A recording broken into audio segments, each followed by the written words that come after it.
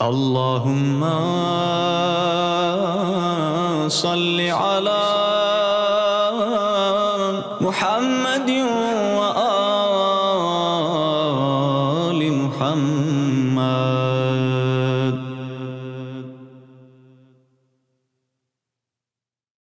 حسبنا الله ونعم الوكيل نعم المولى ونعم النصير. أعوذ بالله من الشيطان اللعين الرجيم. بسم الله الرحمن الرحيم. الحمد لله رب العالمين والصلاة والسلام على أشرف الأنبياء والمرسلين سيدنا ومولانا أبي القاسم محمد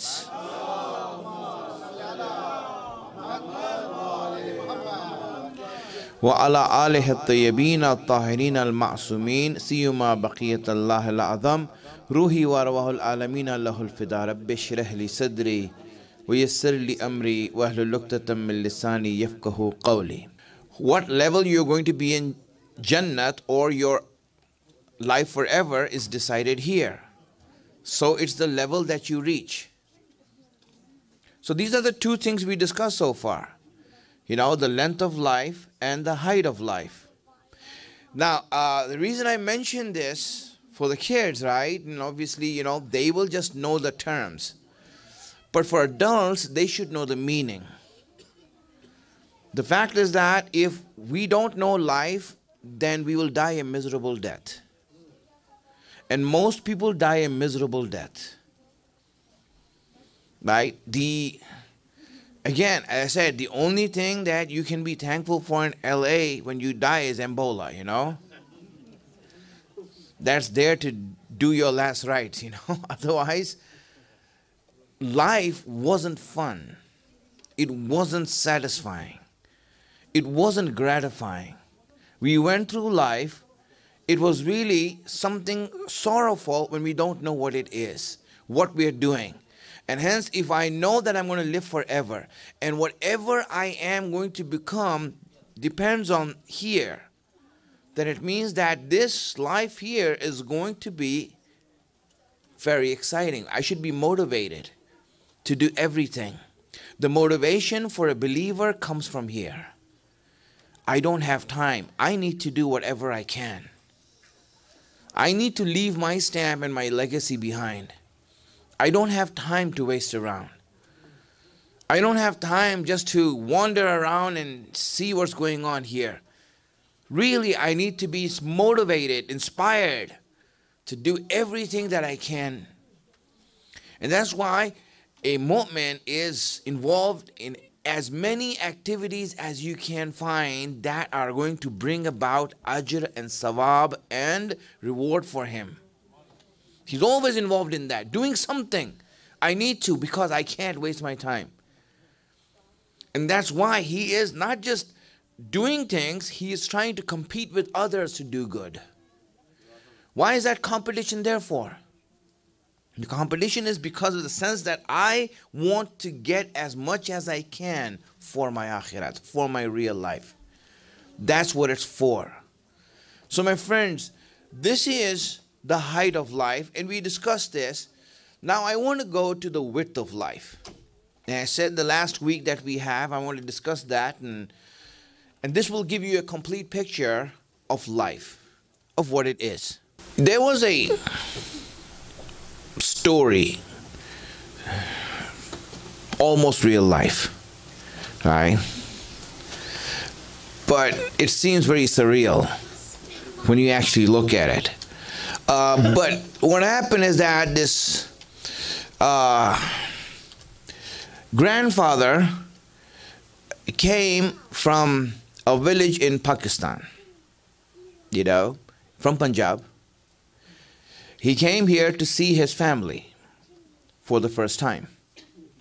His son had immigrated to America, got married here, his kids were raised here, and so he moved here.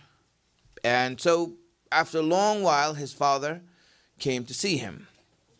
The father, when he came to see him, right, now his sons, his grandchildren now are in high school, and they're involved in sports. They play basketball.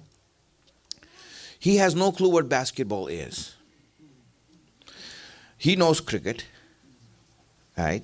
So now what happened is that he the grandson said, you want to come and see my game, basketball game. So he said, all right, let's go. And then so what happened is that they went to see the basketball game, and so he was seeing that there's one ball and all these players are there and they're all like playing with this ball, and so the grandson is explaining, right, that you win by scoring, so you try to steal the ball from others, and he saw that stealing is haram, and they're fighting for a ball. Poor kids, they must be poor, right? So he said, take me to a place where you can buy basketballs.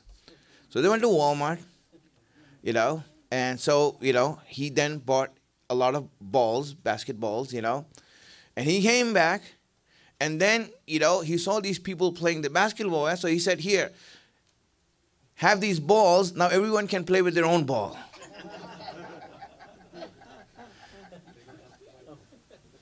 And they don't have to now run after one ball, right? And now everyone looks at that and says, but, now why is he wrong? I mean, is he wrong or not, by doing that? What didn't he understand?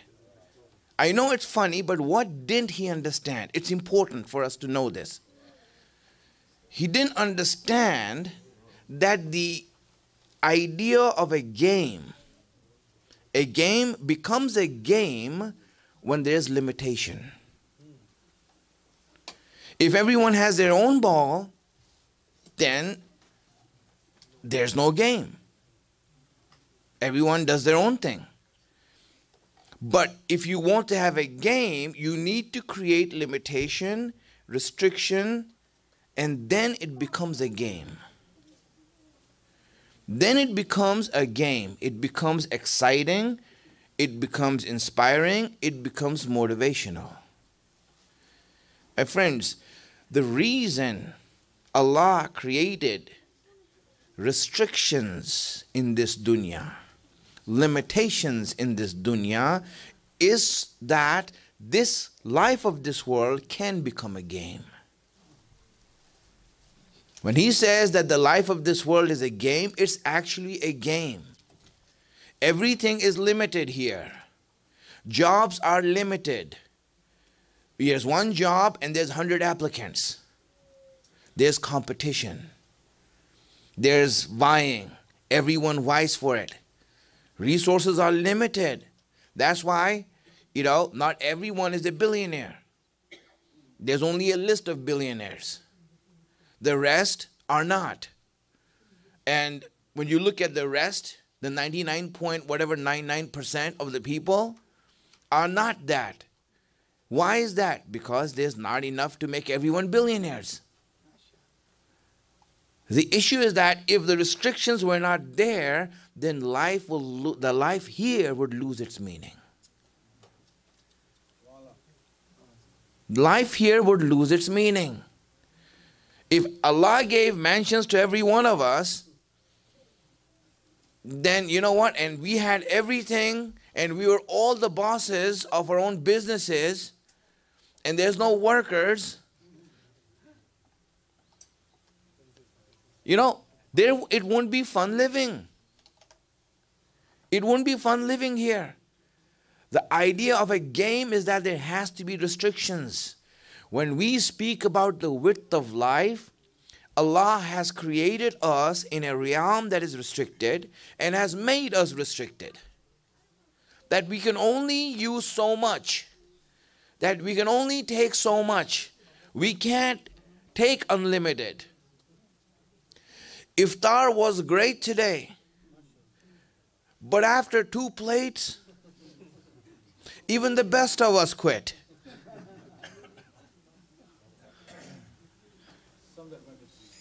Some, yes, good for them, And so what happened? Why did you quit? Why couldn't you do more? Iftar, food, is Allah's blessing, right? It's Allah's blessing. And Allah wants to give you blessings. But the problem is, we can only take so much. We can only take so much. Imagine this, for example, when you are doing whatever you can, you will see that just only a little bit you can take. Knowledge, how much knowledge can you take? If I start learning, if I go to a college, anyone who has been to college or school know this. If you take, for example, 12 credit hours, you're a full-time student. If you take 15, you're pushing it. If you take 18, you're living on coffee. And if you take more than that, but you know what I'm saying. There's only a limited amount of capacity we have to take. Knowledge. Food, we can only take so much. Allah's blessings, we can only take so much. Why is that? That limitation of us unable to use Allah's blessing is a limitation that Allah has created us with. We all have it. We all have it. I know some mu'mineen from some parts of the world, I've been with them. When they have iftar, at first they serve chai. At first they serve chai. Why? And I asked, why? In the masjid, they all drink chai first and then they go for the food, right? I'm like, why are you drinking chai first, and all that? It says because chai is hot, it will expand the stomach. So we can get more in. I was shocked, I don't know if that works or not, But that might be some sort of thing that they learned, And you see, why? Because you only have a limited amount of capacity. Some people have, that's it. This limitation that we have is what makes us unable to use the blessings of Allah. So what Allah does is that He doesn't do israf. He will only give you that much blessing that you can use. If He gives you more than that, then it's not meant for you. It's meant for someone else. You see, Allah, when He gives you blessings and ni'mat and rahmat or rizq, your rizq is what you can use. Everything other than that, Allah has given to you as an amanat to give to someone else.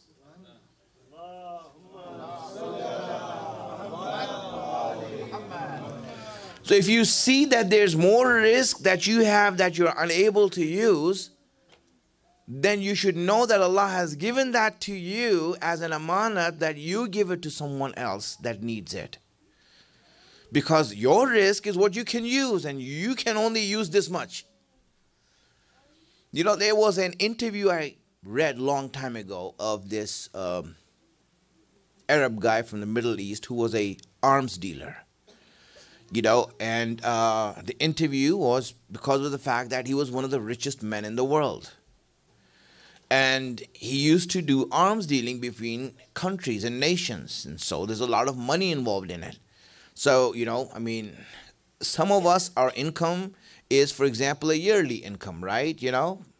Our income is such that it can be counted as a yearly income. How much do you earn a year? Oh, 50,000, 80,000, 100,000, that's my yearly income. So your income is small enough that it can be counted as yearly. This guy, his income was counted by the hour.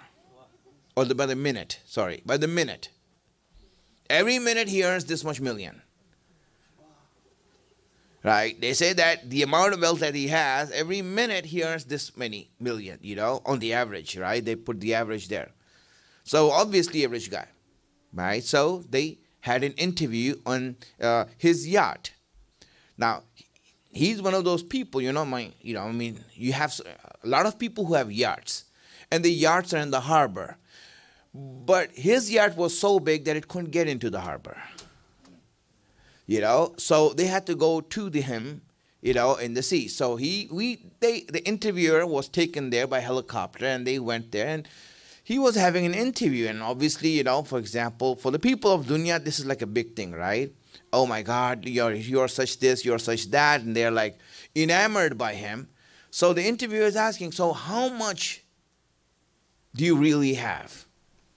How much do you really have? So the answer that he gave is interesting. The answer that he gave is interesting. He says, I have the clothes that I wear, the bed that I sleep on, and the food that I eat. Everything else is useless for me. If you're asking what I have, I only have what I eat. Right? What I'm going to do with all the food in the fridge? I can get the biggest fridge with all the food, but I can't use it. It's not mine. I only have this bed that I sleep on. But that's it. I only have the clothes that I wear. I can buy 1,000 suits, all expensive. But the thing is that I can only wear one at a time. That's mine. Everything else is not mine. So if you want to ask me how much wealth I have, the only wealth I have is what I use. And now think about it. This is the idea that whatever you have right now in your life, what you're using is what's yours. Everything else other than that is not yours. It is what Allah calls a deception. When Allah says that this dunya is darul ghurur, it's a deception. What does it mean? It makes you think that all of this is yours. It makes you think that I have $1 million in my account. It makes you think that's mine. It's not. What's yours is only what you can use. Everything else, there is a question mark on it that's going to be audited on the day of judgment. And so I gave you this, but Allah, I thought that was mine. But it wasn't yours. You didn't use it. But, for some reason I thought it was mine. You can't just assume it's yours. I mean, it's clear that it wasn't because you never used it. It's going to go to someone else. Either it's going to go away by you voluntarily or by force. And by force, I mean death. You die, that money is going to go away to someone. Either your children. If you don't have children, it goes to the state. Someone's going to take it. That's what Imam Ali said, right? He said, it's wealth that you have, someone else is going to take it. It's not going to be yours. Whatever is yours is what you can eat. This limitation of how much we ate, how much we can handle, this is called the width of life. This is the width of life. I can't use that much. This is what I can use. And if I know that I can use this, then I don't have more capacity. So now my job is to see how much can I increase this capacity.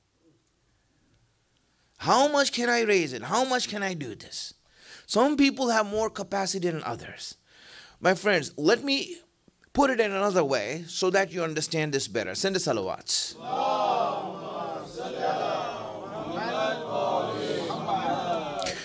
Now, tell me, do you really think, that Allah is generous?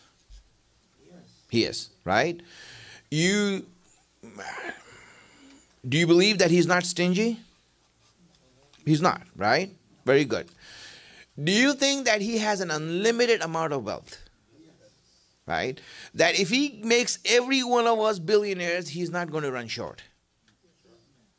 Right? So He can give us a pocket allowance, in 9 digits, 10 digits. And there won't be any hurt on His pocket. That's true, right? That's God. We know God. He's unlimited. What He has is infinite. And He's generous and wants to give. What is it that's holding Him back from giving? Why, Allah, aren't you giving? You're generous. You have enough. Why are you not giving me? Because our capacity is limited. You see, we are like a glass. If you put water, you'll see you'll only put that much water that you can fit there. Anything more than that, it will fill over and it's not yours. It will fill over. And hence what you have is that much capacity. Only that much capacity as you have. Otherwise he wants to give. Let me just give an example and then you'll understand this better. You know, for example, you see that if you, well, you know what I say about writing books, leave that alone, right? Let's say, for example, we donate something to the masjid, right? And for example, and everyone, now we started Imam Ali Center and everyone is giving something or the other, right? And for example, I donated the vacuum, let's say. I donated the vacuum.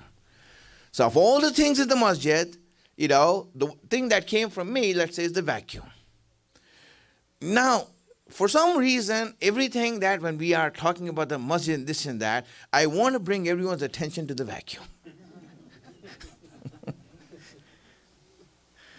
If you notice the vacuum. Now, I mean, really, I just gave that vacuum. But now I want everyone to pay attention to the vacuum. Allah gave me tawfiq and blessing that I could donate a vacuum for His cause. But now I want everyone to know that I did it. You see, a little blessing Allah has given me has gone where? To my head. Right? It's gone to my head right away. Let alone, writing a book. You write a book, for example. You'll see that the title of the book is, I don't know, Tawheed or Allah or whatever you write it. You'll see that, I want my names in bigger fonts. You have a small artwork of Allah and my name in bigger fonts, right? And you see that. Allah gave you the tawfiq of doing this much work, but, it went to my head. Really, it went to my head. Now imagine if we had done greater things. Oh my God, if we had more fazilat than that, if we had greater tawfiq and blessing than that to do greater things, we'll just, be on our way to being God now, Worship me. Praise me. That's how we will be. And that's why you see that we don't have that much tawfiq to do that. Really, if we were the one who struck Amr ibn Abdullah, if we were the one who took out the door of Khaybar. Imagine that. If we were the one who did that, I tell you, right, Islam would be in my name, It would be in my name, I'm that guy who did this, We'll be ruling over others, dominating over them. It'll go straight to our head. Our head will become so big, they won't be placed on this earth to put it. This is how much our ego will become. But when you look at Imam Ali,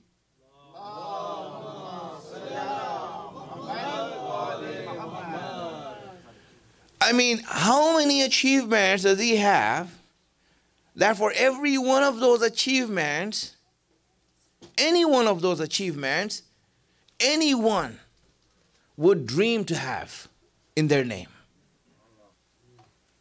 Dream to have. Oh, I wish I was that. We have, I won't say hadith, sayings of Umar ibn Khattab, who said, what? Who said that, I wish I had these achievements that Ali made, if they were in my name. You know, I wouldn't just be the Khalifa, I would be a prophet after the prophet, right? And I'm just making the last part up. He didn't say that, right? What I'm saying. But he wished for it. So why did he wish for it? He shows that, you know, I mean, he has so much achievement. And then when you look at Imam Ali, with all the achievements that he made, with all the greatness that he had, and everyone is indebted to them, each of those things. For example, in one hadith, for example, Rasulullah said that everyone is indebted to Ali.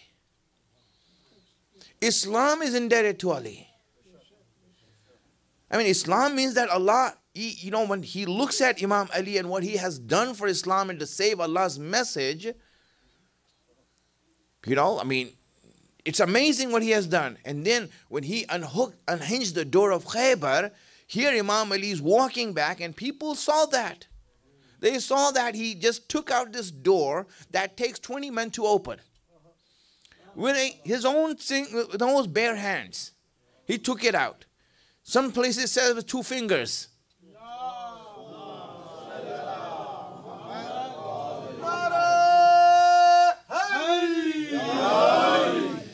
Just like that, he took it out. People saw that. The people inside saw it also because they were like looking down from the door. They think, oh, he's not going to get back that door. And they see the door flying. What happened? You know, they were looking at that door. And on the other hand, the Muslims saw what was going on. And no matter what you are and how much you hated him or how much you disliked him and how much you were jealous of him, but the fact that he did that gained the admiration of everyone. I mean, everyone was talking about him. Did you just see what Ali did? He saved the game. You know, he just blew away everything. Blew it out of the water. It's finished. I mean, everyone was talking about Imam Ali. And, you know, this was the time, you know, when, for example, after a good speech, everyone is like, you know, a good speech, you know. And there you go, you know, yes, of course, you know. And here he is, saving Islam. And even the Prophet saying this, that what Ali has done, has made everyone indebted to him. And then when Imam Ali walks back to the Prophet, he walks back to the Prophet and to the Muslims, and the Muslims are like, you know, just cheering him and praising him and all these things. And the only thing that Imam Ali could tell the Muslims, the only thing that he could announce, and the only thing that he said to them is that it wasn't me, that was Allah who did that.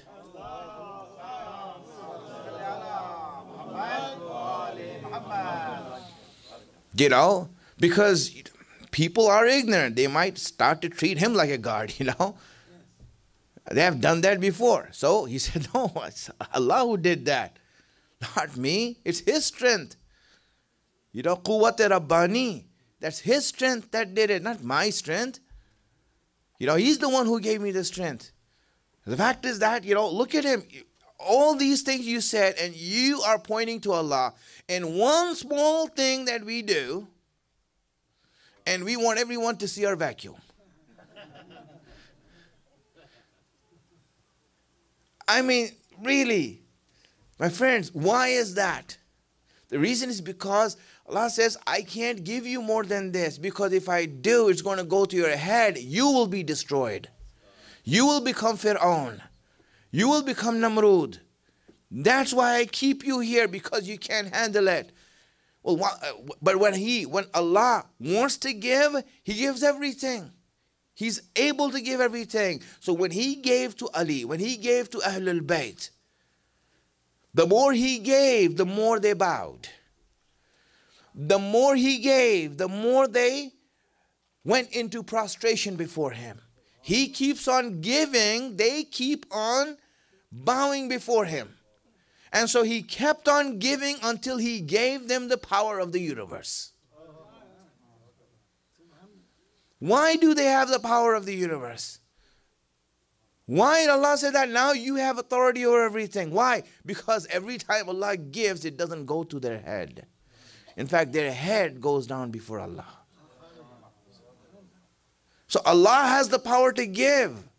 He has enough to give. We can't take it. We are unable to take that from Allah. We are incapable of taking that. So what Allah wants us to do in this life is to grow that capacity, to grow that capability. The width of life is this restriction that is there. And I'll explain that restriction, how many types of restrictions we have. And then inshallah, we'll start to understand so many things in life.